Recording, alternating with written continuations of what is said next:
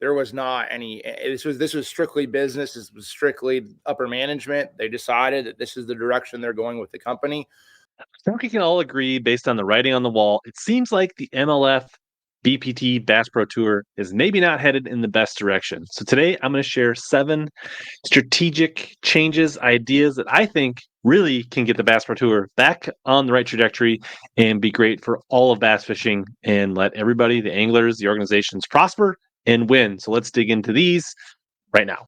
In no particular order, I'm going to cover these. So I actually think, just an acknowledgement of some good work here, the recent change to move to 4 days from 6 days is, I think, a really good thing for both the anglers and the fans and the organizations. Less days, less overhead, less expenses for the anglers and the organizations. And just overall, 6 days is way too long for the fans to follow along day by day, anglers alternating every day. I think overall that's a good move. It's going to be more attractive. Kudos to BPT, Bass Pro Tour. I think that is a good move. Number 1, Boyd, watch your own bobber. Don't worry about what Bass is doing.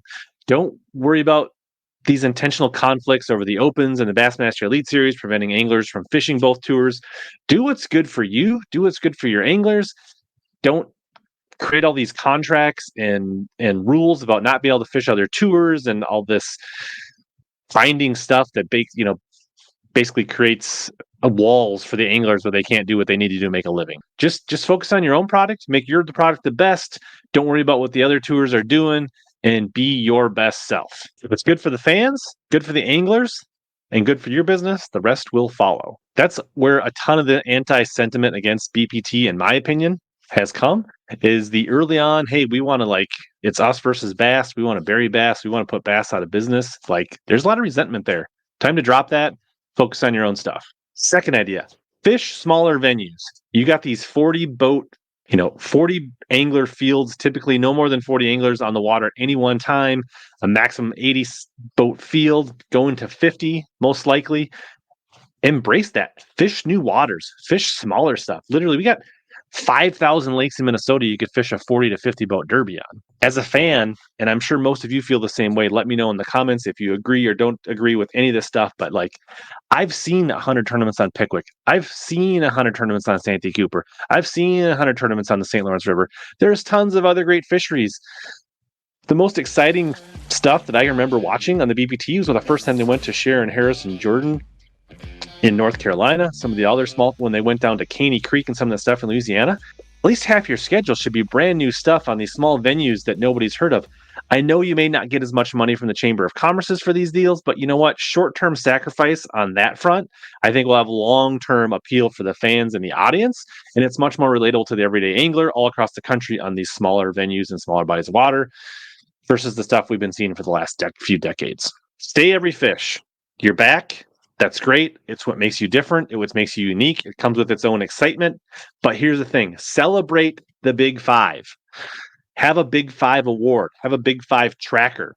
A guy could be in 18th place, but he could have the best 5. You could have, you track the big fish, track the Big Five of the event, track the Big Five for the year. You could have a Big Five bonus for each day, a Big Five bonus for the tournaments. You could get sponsors involved where they could put money in towards those Big Five bonuses. That's revenue for you and the anglers. And then maybe throughout the year, you could take a couple, one or a couple of those best 5 anglers into the heavy hitters. Make it a thing. It makes it relatable to the fans, yet keeps your unique part of the sport that makes MLF unique and appealing to the broader audience. Stay every fish, celebrate the Big Five. Number 4, let's take your red crest. Let's incorporate the word cup into it. Let's bring back some of that Forest Wood Cup vibe, because that's what people really understand. Redcrest, in my opinion, and most people, is a terrible name. So let's work the cup back into that. And let's go back to a spring, late spring, early summer, late summer. Let's have it between June and September. Get away from the Classic. You're not going to beat the Classic. You're not going to have a bigger expo than the Classic.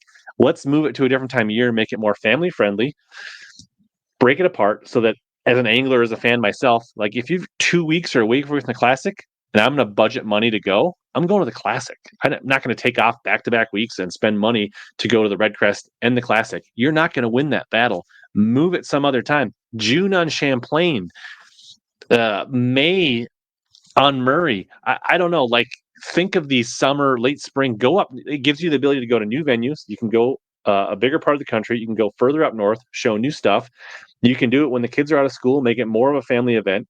You can move it at least a month or two away from the classic, so that allows people to like prepare and go to both. And from a standpoint of the vendors and the endemic in fishing industry sponsors, if you're asking them to do booths and put out money and put research towards going to your expo on top of the classic, and it's all in the same month, that really puts a burden on them. Put it in a different time of the year, somewhere either before or after ICAST, so they can spread the load. It makes it easier on them. It's going to be a bigger draw for you, and you can do some more unique things that make it a bigger draw. And let's call it the cup, because that's what people want it to be. 5. I think we need a new front man. I think the anglers are tired of Boyd. I think the fans are tired of Boyd. I don't think anybody trusts Boyd as your front man. He can still be the CEO. He can still be the business guy. He can still call the shots. But find a new talking head to represent your brand on social media and to the public. I think he's just ran his course. Nobody's buying what Boyd's selling, so find somebody else to be your spokesperson. Number 6, stream more places. I know you're super excited, BBT, about investing in TV. Not sure that's a great strategy in today's day and age. I think get the eyeballs on the most amount of people as possible. Get the product out in front of as many people as possible. Don't worry about whether it streams on your platform, YouTube. Make it easy, make it accessible. Look for streaming partners. Find anglers and channels that have platforms that do watch parties and things like that. Partner up with them. Designate a few. Make your product available on YouTube. Let YouTube grow your audience for you.